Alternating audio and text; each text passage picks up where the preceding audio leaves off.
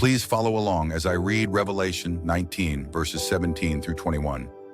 Verse 17, Then I saw an angel standing in the sun, and he cried with a loud voice, saying to all the birds that fly in the midst of heaven, Come and gather together for the supper of the great God, that you may eat the flesh of kings, the flesh of captains, the flesh of mighty men, the flesh of horses and of those who sit on them, and the flesh of all people, free and slave, both small and great. 19, And I saw the beast, the kings of the earth and their armies, gathered together to make war against him who sat on the horse and against his army. Verse 20, Then the beast was captured, and with him the false prophet who worked signs in his presence, by which he deceived those who received the mark of the beast and those who worshipped his image. These two were cast alive into the lake of fire burning with brimstone.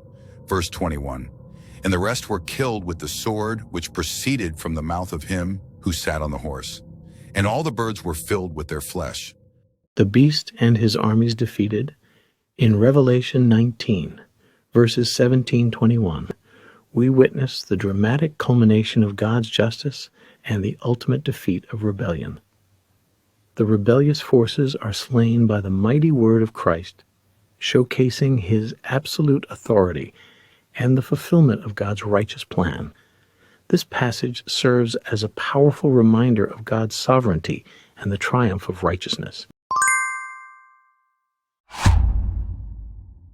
In Revelation 19:17-20, I see the angel's call to the birds as a powerful symbol of divine judgment. Ezekiel 39:17-20, the feast of God's judgment. The invitation to feast on the flesh of kings, captains, and mighty men reflects the totality of God's justice, sparing none who oppose him. The beast and false prophet, who deceived nations with their signs, are cast alive into the lake of fire, representing eternal punishment. Daniel 7:11, the final judgment of the beast. Their defeat underscores the futility of rebellion against Christ. The rest are slain by the sword from Christ's mouth, illustrating the authority of his word. Isaiah 11:4, the power of Christ's word. My view on Revelation 19:17-21. I agree with Aaron's take on verse 17. I would like to add that the feast represents the total defeat of those who oppose Christ, from kings to commoners. The beast and false prophet, deceivers of nations, are cast alive into the lake of fire, a place of eternal torment. Daniel 7:11, the final judgment of the beast.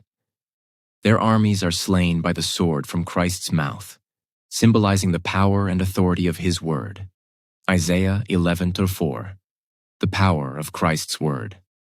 This passage highlights the futility of rebellion against God and the ultimate triumph of righteousness. It serves as a sobering reminder of God's justice and the certainty of his victory. In reading the commentaries of David Guzik and Aaron Faucet's commentary on Revelation 19:17-21, I see these verses as a fascinating reflection on the ultimate culmination of divine justice. As I explore their insights, I see how Guzik highlights the vivid imagery of the angel calling the birds to feast on the defeated armies, symbolizing the completeness of God's victory.